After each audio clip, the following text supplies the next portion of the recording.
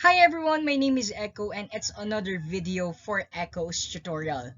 Ngayon pag-uusapan naman natin yung topic about sa functions. Sa video na ito, malalaman nyo kung ano nga ba yung functions, the basic operation of functions, iba't ibang klase ng mga functions, at kung bakit nga ba tayo gumagamit ng functions. So without further ado, let's move on to our presentation.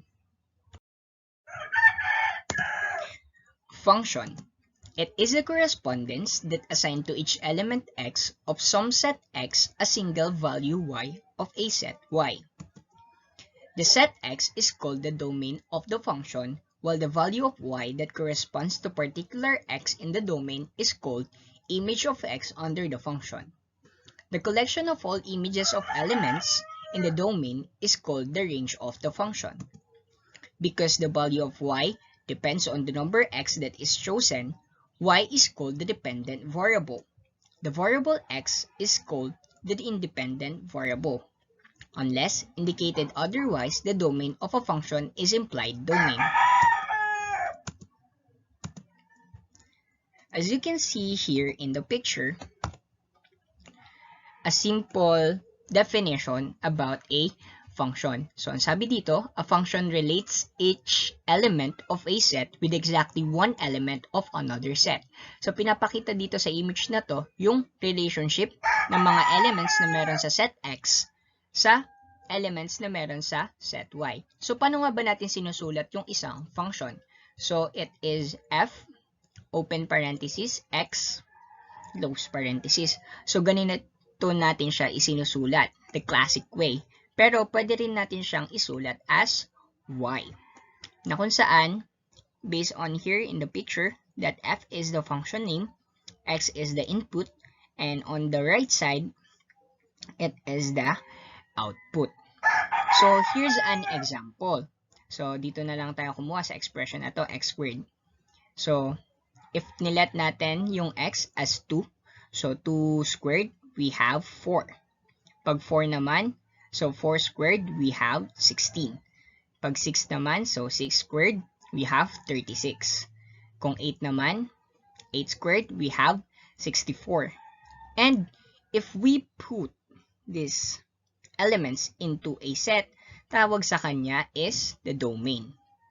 And yung y naman, pag ginawa natin siyang into set, ang tawag sa kanya is range.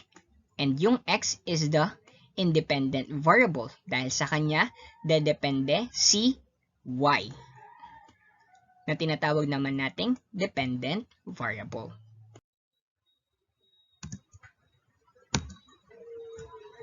So these are two pictures showing a mapping diagram in related to function.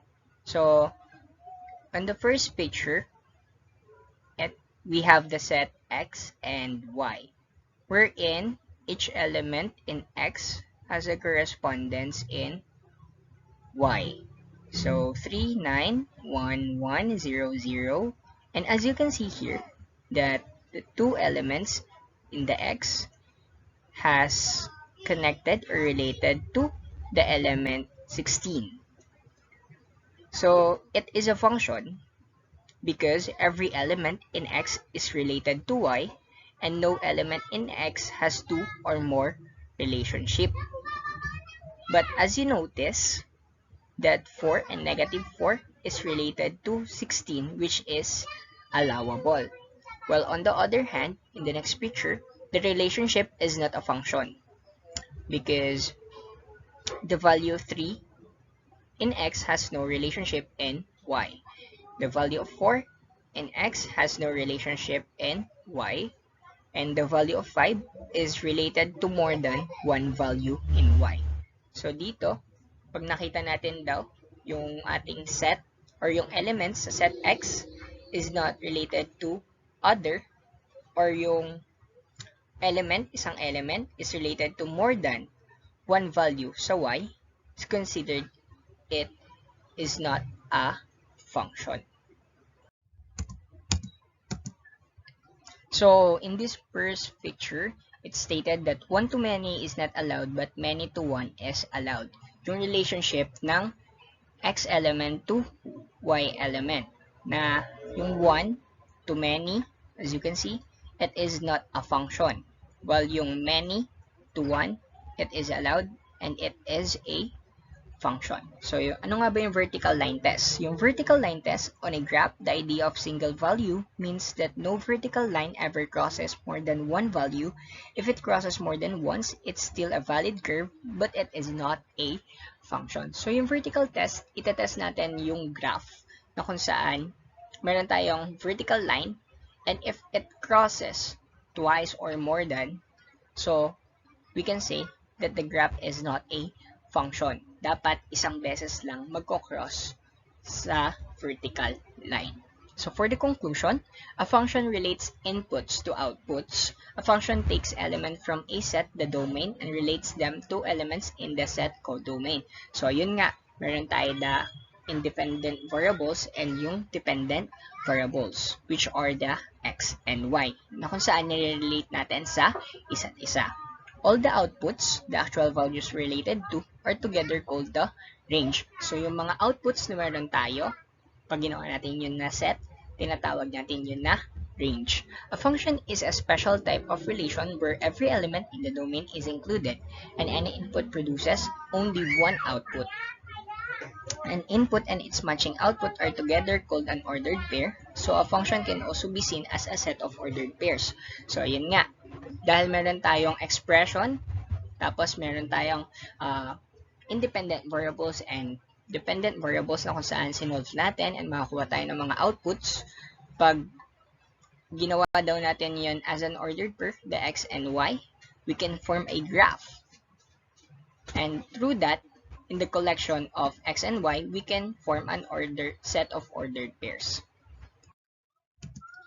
Basic operation of functions, dito papasok yung apat na fundamental operations, the addition, multiplication, subtraction, and division, involving natin yung ating functions. So, addition, we have f plus g of x is equal sa f of x plus g of x. Sa subtraction, we have f minus g of x is equal to f of x minus g of x. Well, multiplication, we have x multiplied by g of x is equal to f of x multiplied by g of x. So division, we have f divided by g of x is equal to f of x over g of x. Dito sa sample na to, tamang execution lang tayo ng mga fundamental operations. So find the addition. So we have the f plus g of x is equal to f of x plus g of x. Dito,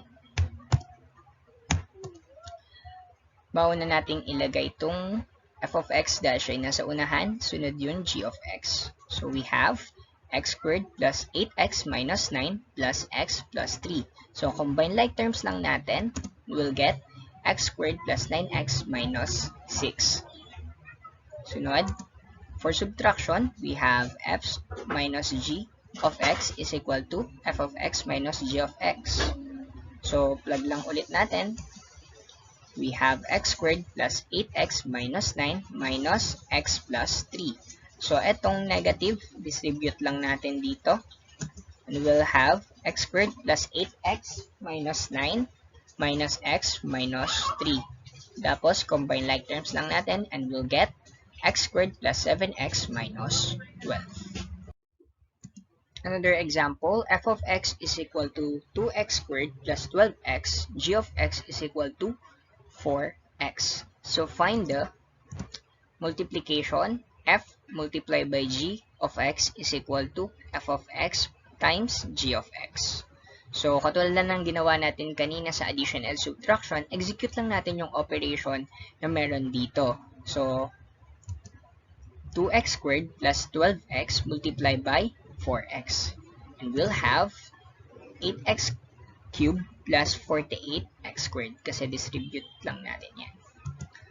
Well, division naman, f divided by g of x is equal to f of x all over g of x. So, plug lang ulit natin. We'll have 2x squared plus 12x all over 4x.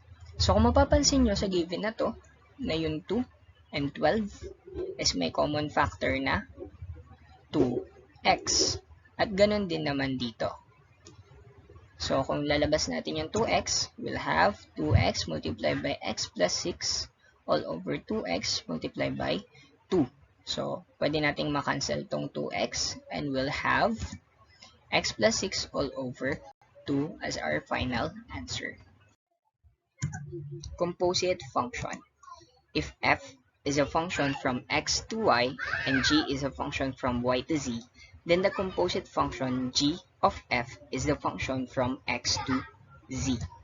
For the given f of x and g of x, then f of g of x is equal to f of g of x, and g of f of x is equal to g of f of x. So, ganito siya binabasa. F of g is read as f composed g or f of g, and fg of x is read as f as a function of g of x, or kaya man f of g of x.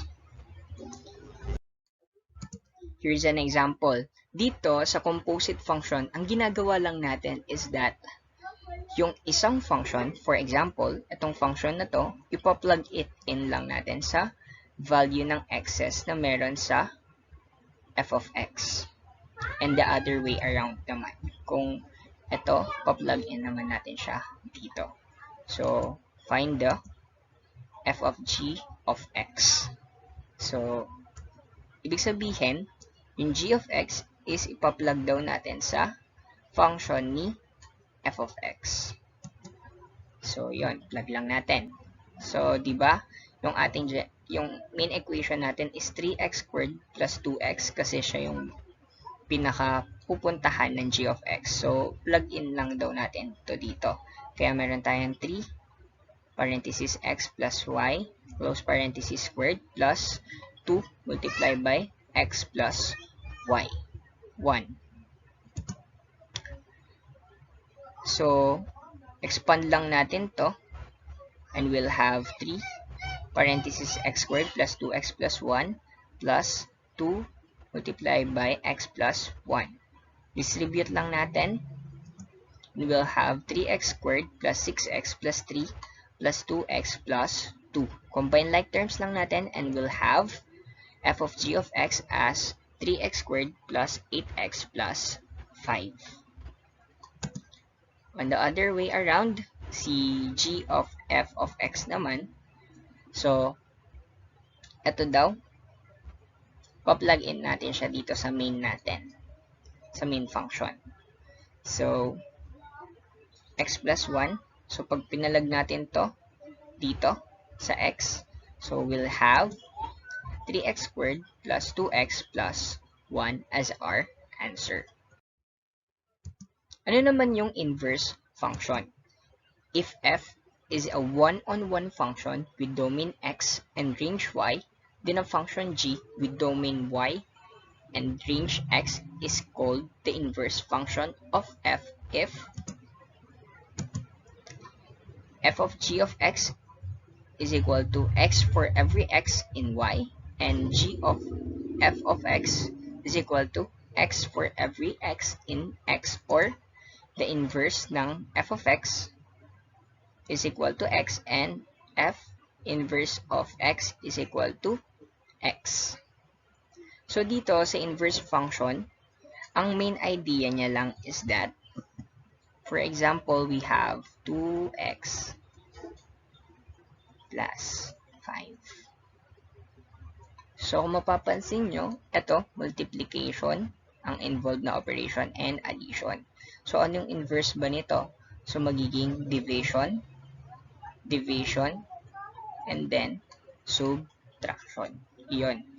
From a multiplication and addition operation, magiging division and subtraction ang kanyang operation. Here's an example. F of x is equal to 3x minus 5.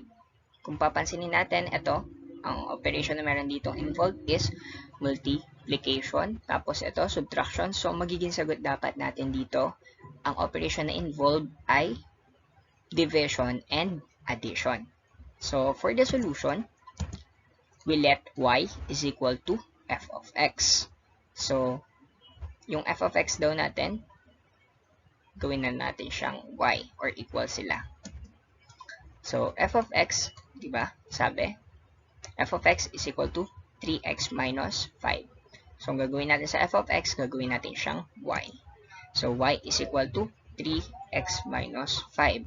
So, solving for x in the equation, and we'll have 3x is equal to y plus 5. So, tanggalin lang natin yung numerical coefficient dito, or eliminate lang natin yung numerical. So, for the x, we'll have y plus 5 all over 3.